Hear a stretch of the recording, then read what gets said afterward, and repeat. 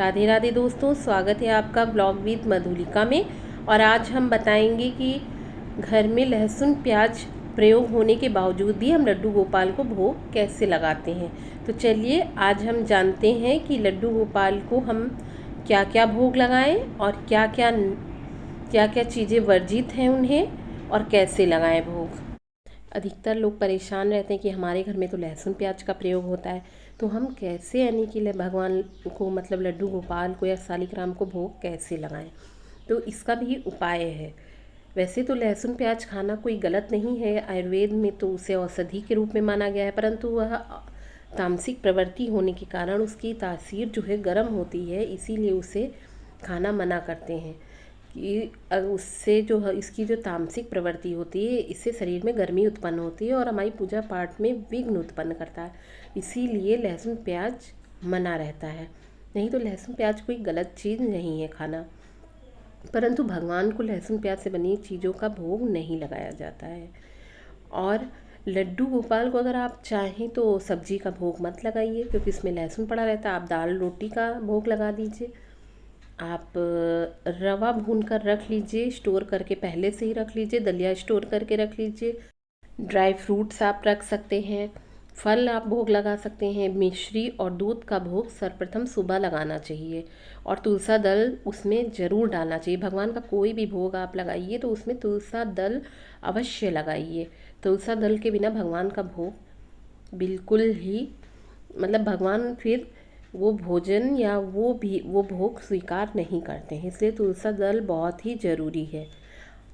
आप चाहें तो आप सुबह के समय में, अगर आप साफ खाना नहीं बना पा रहे हैं क्योंकि सुबह के समय जल्दी रहती है, तो आप दूध और मिश्री का भोग, क्योंकि दूध सबके यहाँ साफ रहता है सुबह सुबह, तो दूध और मिश्री का भोग भगवान को सबसे पहले लगा दीजिए।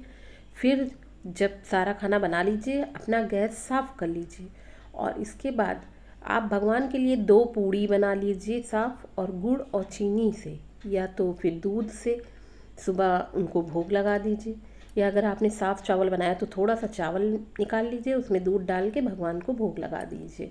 तो आप कोई भी बहुत सी ऐसी चीज़ें हैं जो सूखी हैं, उसका भोग आप भगवान को लगा सकते हैं अनाज की जगह पे। और आप कुछ दिन महिलाओं के ऐसे होते हैं जिसमें वो भोग नहीं लगा सकती, तो आप लड्डू मंगा के रख लीजिए। तो जो भी पूजा आपकी जगह कर रहा है उससे कहिए, वो उस चीज़ का भोग लगा देगा भगवान को। और भगवान के सामने जब भी कोई भी भोग भगवान को लगाने के लिए जाइए तो ऐसा नहीं कि आप रख के उसे चले आइए। भगवान के सामने भोग पहले रखिए, फिर भगवान को अपने हाथों से खिलाइए, तभी भगवान प्रेम से भोजन पाएंगे। नहीं तो भगवान के सामने ऐसे रख के आप चले जाएंगे तो उससे क्या फ़ायदा है।